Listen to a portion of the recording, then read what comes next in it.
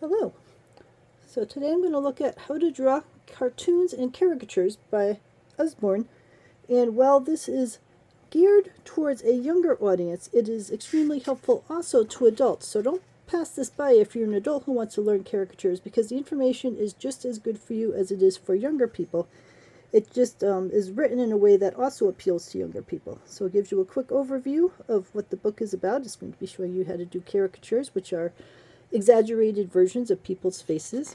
It talks about the concept of drawing faces starting with a circle to get a sense of where the eyes, nose, and mouth go, and a general sense of how to do anatomy. So clearly this is just a quick introduction to these kinds of topics. There's entire books on how to draw anatomy and so on, but it gives you the starting points about using basic shapes to be able to create the shape of the body you're working on. We talk about different expressions that you can put on faces, happy faces, sad faces. And then we get a little more into the details about when you draw the circle or the square, whatever kind of shape you're giving an approximation of for the way their face is laid out. You start with the basic shape and then you start rounding the corners and so on. And if you haven't done these kinds of facial exercises before, this is really helpful, and it helps you get a sense of where the eyes go and where the mouth goes on it. Now, I'm also going to say that there are books that are much more detailed about how many eye lengths down from the forehead you go and all of that sort of stuff. So this is a rough and general idea to get you started. And for some people, this will be enough, and for other people, they'll want to get the more detailed book. You get, drawing from the sides, drawing from a top down, drawing from a bottom up kind of view. And then it goes right into making the people move. So again, this is a very overview kind of process for this, which is good for some people, but for some people this might not be enough information. Ideas about adding more movement in it, adding funny things happening during the movement to keep people interested, different kinds of stereotypes about ballerinas, and there's all sorts of things one could say about stereotypes, but this is what it's showing. If this isn't the kind of stereotype you want about witches, then at least you know that it's in the book. Different stages, the baby stage, the children's stage, old people stage, because all old people have only one tooth.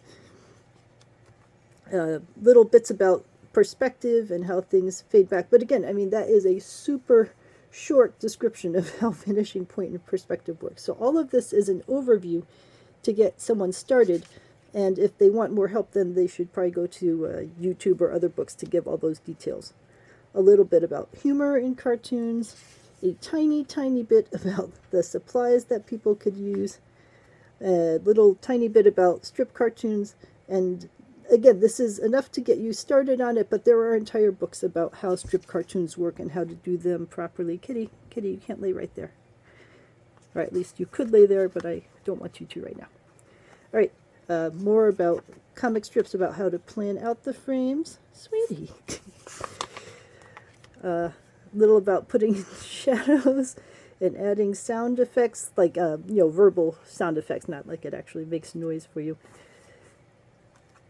Sorry about Zuzu, he was trying to help. We're almost at the bottom. A little bit about the history of comic books, a tiny amount about drawing animals, but you'll want a different book if you actually want to learn more about drawing animals. And then, this is funny, it's talking about how cartoon films are made by drawing little things one by one and drawing backgrounds and pulling the background through it. And you could lay out a camera. Well, clearly people most of the time don't do it this way anymore. They do not draw them one by one and then take physical photos with a giant camera down on top of a plate.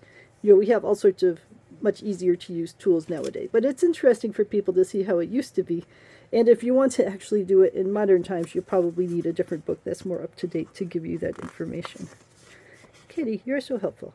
And then for tracing, they've got like different people's faces and different people's bodies that you could use as a starting point to get a sense of how it all works. And then as you practice with it more, then you can make it yourself on your own. And that is the entirety of this book. So it's a nice overview. It's a way to get a person started, but I would not rely on this as the only book you use if you actually want to get into doing cartoons and caricatures. It could give you a sense of, oh, I really need to learn more about faces, or I've got the hang of faces, but I need to learn more about doing action poses and that, and give you a place to move forward. So let me know if you have any questions.